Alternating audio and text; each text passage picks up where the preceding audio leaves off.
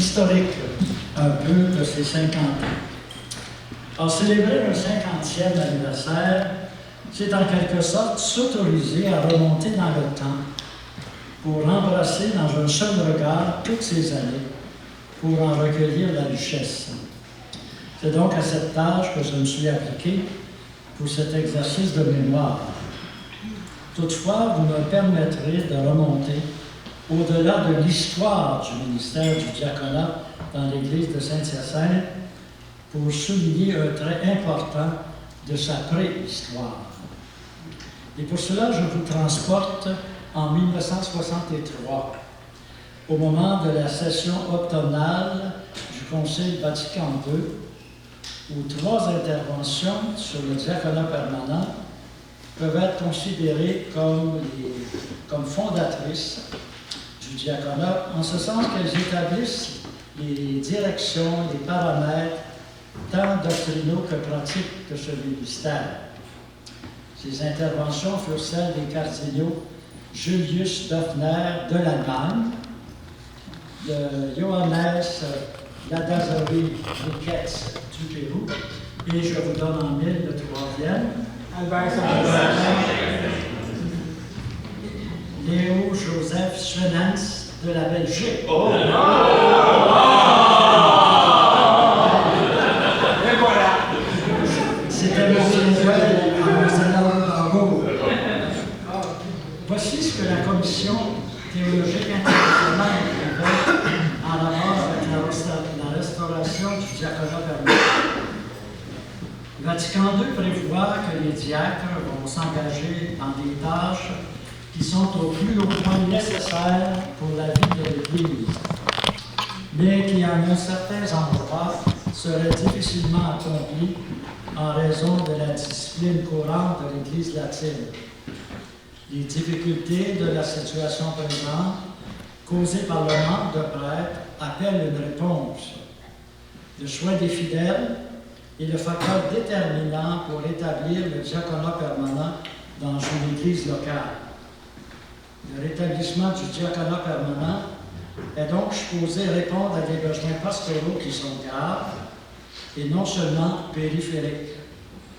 Ceci explique en partie pourquoi il est de la responsabilité des conférences épiscopales territoriales et non de celle du pape de déterminer s'il est opportun d'ordonner de tels diacres parce qu'elles sont en compréhension plus immédiate des besoins de l'Église locale. Alors, on arrive maintenant au pays. Alors, les évêques du Canada n'ont pas tardé à se mettre au travail. Dès octobre 1966, la Conférence catholique canadienne confie à un comité spécial d'évêques le soin d'étudier la question. Monseigneur Albert Sanchagrin, qui deviendra évêque de Saint-Hyacinthe en 1967, était membre de ce comité.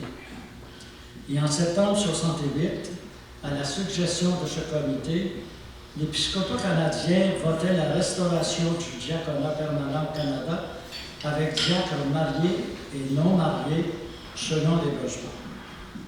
En janvier 1969, le pape répondait favorablement à la requête des évêques canadiens, mais encore là, l'application concrète revenait à chaque évêque pour son diocèse. Naturellement, ici à Saint-Hyacinthe, Monseigneur Sanchagrin a immédiatement saisi le conseil presbytéral de la question lors d'une réunion tenue le 11 janvier 1971. Le 22 mars suivant, donc en 1971, le conseil presbytéral confiait l'étude à un comité composé de prêtres et de laïcs. Le 11 octobre suivant, 1971, le comité soumettait son rapport final au conseil presbytéral et ce conseil recommanda à la bienveillance de l'évêque l'acceptation dans le diocèse du diaconat comme état permanent. Voici ce que Monseigneur Sanchagrin écrivait le 19 avril 1972. Tout d'abord, nous devons nous mettre sous la conduite de la Providence et le souffle de l'Esprit pour l'élection et la formation de diacres permanents. En aucune façon, nous ne voudrions procéder de façon arbitraire, a priori, sans que de réels besoins ne se soient manifestés et que des candidats possédant les aptitudes nécessaires se soient présentés. Il faut en effet que l'expérience du diaconat permanent soit probante et conduise à de réels résultats positifs. Aussi, notre préférence va-t-elle vers des candidats mariés, jouissant d'une maturité éprouvée et dont ils ont déjà donné des preuves dans leur mariage, dans leur profession ou leur métier et dans leurs relations. Ils doivent être acceptés dans leur milieu et le bien connaître. Ils doivent être des hommes d'initiative, des animateurs déjà engagés en des responsabilités ecclésiales et sociales. Enfin, ils doivent se sentir appelés par Dieu et cet appel doit se confirmer par l'acceptation de l'évêque. La formation des premiers candidats débute à l'automne de 1972. Elle est confiée à l'abbé Raymond Saint-Gelais, qui assumait alors la responsabilité de la formation des futurs prêtres dans le diocèse. La première ordination a lieu en 1974. Il s'agissait de M. Gérard Brunel de la paroisse Saint-Mathieu de Belleuil. On a vu sa photo tantôt, le passé. L'année suivante, en 1975, 7 nouveaux diacres permanents reçoivent l'ordination. Il s'agissait de M. Réal Coursol de Belleuil, de M. Bernard Vincent de Mont-Saint-Hilaire, dont tout le monde se rappelle, la minute de Bernard, de M. Raymond Martin de Soleil, qui est le doyen du diaconat et qui est encore vivant, retiré au séminaire. Il avait annoncé sa venue. Il y a eu sans doute un dérangement. Il devait être accompagné de ses 2 filles. Peut-être qu'elles ont eu un dérangement, n'est-ce pas? Mais il est encore bien vivant, même si sa mémoire fait défaut de temps à autre. Ensuite, M. Alphonse Langlois de Redford et de M. Maurice Langevin, Rocher Bouchard et Paul Lamoureux de Croissy dans une seule ordination de 14 jours de la même année. Il est particulièrement intéressant de constater que ces premiers diacres étaient engagés dans le monde syndical, le monde des communications, le monde hospitalier, le monde des affaires et le monde ouvrier. En septembre de la même année, donc en 1972, il fut mis sur pied le comité diocésain du diaconat permanent. Ce comité était composé du responsable diocésain, l'abbé Raymond Saint-Gelais, de 4 diacres et de leur épouse, ainsi qu'un candidat parvenu à sa 3e année de formation. Et son le mandat de ce comité est de voir à la coordination de l'action pastorale des diacres, à la préparation des rencontres mensuelles et des récollections, ainsi qu'à la rencontre des candidats et l'élaboration de leur projet diaconal. Dans la mise en place de ce nouveau ministère, le Concile Vatican II avait souligné qu'il devait répondre à des besoins qui sont nécessaires pour la vie de l'Église et qui pourraient être difficilement rejoints par d'autres voies.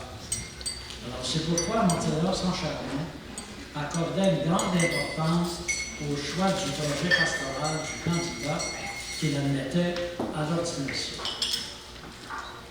Voici comment, 6 ans plus tard, en 1978, Monseigneur Saint-Chagrin évaluait l'expérience de ce nouveau ministère.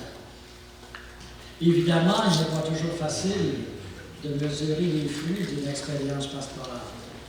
Mais globalement, nous pouvons dire que l'apport du ministère diaconal constitue une richesse pour la vie pastorale de notre Église diocésaine. Le travail pastoral des diacres se situe dans une ligne de service et d'évangélisation. De façon particulière, nous certifions que nombreux sont les couples, les distants les personnes âgées ou malades rejoints par leur ministère.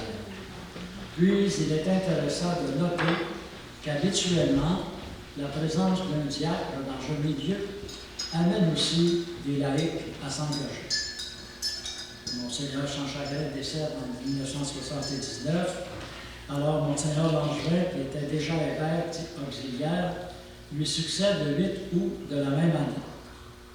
En juillet 1980, c'est au tour de Monseigneur Saint-Gelais, maintenant, de quitter le diocèse pour devenir évêque auxiliaire du diocèse de Saint-Jérôme. Par la même occasion, Monseigneur Langevin me demandait de succéder à Monseigneur Saint-Gelais dans ses fonctions comme supérieur du grand séminaire et responsable du diaconaat permanent au niveau du diocèse. Maintenant, de 1980 à 1992. Au cours de ces années, la vie de l'Église de Saint-Hyacinthe connaît plusieurs changements et on pourrait dire même des bouleversements qui eurent une incidence sur la façon de vivre et d'exercer le ministère du diaconat permanent. Sans entrer dans les détails de ces changements, il m'apparaît essentiel d'en faire mention. Premièrement, à compter de 1984, la préparation des jeunes au sacrement n'est plus de la responsabilité de l'école, mais de la communauté chrétienne, ce qui s'ajoute à la charge pastorale des paroisses. Deuxièmement, dans les écoles primaires, c'est la mise en place de l'animation pastorale, avec des agents et agentes de pastorale, mais qui sont engagés par les paroisses. Troisièmement, la pénurie des prêtres commence déjà à se faire sentir et nous assistons à la mise en place des premières unités pastorales, ce qui ajoute encore à la charge pastorale des prêtres. Quatrièmement, pour répondre à ces nouveaux besoins pastoraux, les personnes laïques sont mandatées à titre d'agents et d'agentes de pastoral paroissiale. Et cinquièmement, pour répondre aux besoins de formation de ces personnes laïques et répondre aux exigences des commissions scolaires, une formation théologique et pastorale de type universitaire est offerte via le Centre diocésain de formation en pastorale. Tous ces changements qui surgissent en quelques années eurent une incidence sur l'exercice du ministère du diaconat permanent. Tout d'abord, au niveau de la formation des candidats. À compter de 1983, l'ouverture du centre diocésain de formation, il leur est demandé d'obtenir un certificat en pastoral de la faculté de théologie de l'Université de Montréal. De plus, tous ces éléments combinés les uns aux autres ont fait que dans les paroisses, les prêtres ont davantage sollicité les diacres permanents pour assurer l'éducation de la foi, la préparation et la célébration des baptêmes, la préparation et la célébration des mariages, l'accompagnement des familles endeuillées et la célébration des funérailles, sans parler des démarches de prédication, des demandes de prédication à l'occasion, et d'assurer la célébration de paroles dans les maisons d'hébergement pour personnes âgées. Même si cette nouvelle situation fut le lot de la majorité des diacres, certains ont continué à travailler à des projets pastoraux extra-paroissiaux, régionaux et même diocésains. C'est également au cours de ces années que nous avons pris le temps de réfléchir à la vocation particulière et personnelle d'être l'épouse d'un ministre ordonné dans l'Église, avec tout ce que cela demande de liberté intérieure et suppose de choix personnels, d'engagement et d'accomplissement. Alors, vous voyez, il y a un déplacement qui s'est fait, mais ça rejoint les objectifs du Conseil qui étaient de répondre à des besoins pastoraux de l'Église, des besoins importants, l'éducation de la foi, la préparation des gens au sacrement. Et vous savez comme moi, dans la préparation au baptême, dans la préparation au mariage, dans la catéchèse, on rencontre souvent des personnes distantes, des gens qui sont à la périphérie de l'Église, ceux qui rejoignent les préoccupations de notre peuple actuel. Maintenant, de 1992 à 2022. En 1992, Monseigneur Langevin procède à la refonte des services diocésains. Et ce fut l'occasion de revoir l'organisation diocésaine du diaconat permanent. Les services au diacre furent confiés à 2 corresponsables. Un premier au niveau de la communauté diaconale et qui était choisi par les membres de la communauté en la personne de M. Benjamin Simard et de son épouse Louise. Au niveau de la formation des candidats, le premier corresponsable qui était nommé par l'évêque pour l'aider dans son discernement fut M. Michel Lebrun et son épouse Claudette. Le prêtre qui était responsable du diaconat à ce moment-là devient prêtre accompagnateur du service au diacre. Quelques années plus tard, alors que Jean-Guy et Cécile étaient co-responsables, une année de discernement fut ajoutée à la formation. Au cours de cette année, les candidats étaient vus comme des aspirants à devenir candidats au diaconat permanent.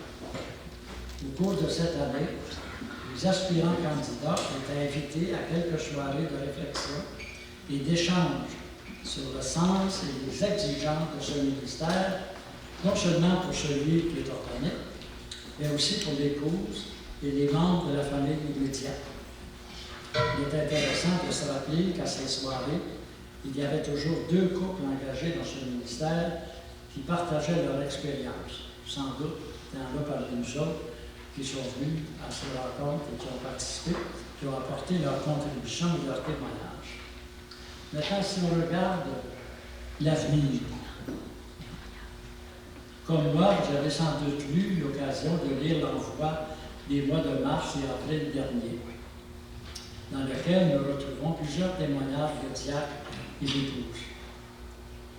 J'ai surtout retenu mon attention, et vous allez excuser l'expression, mais c'est l'espèce de sérénité joyeuse qui se dégage de ces témoignages.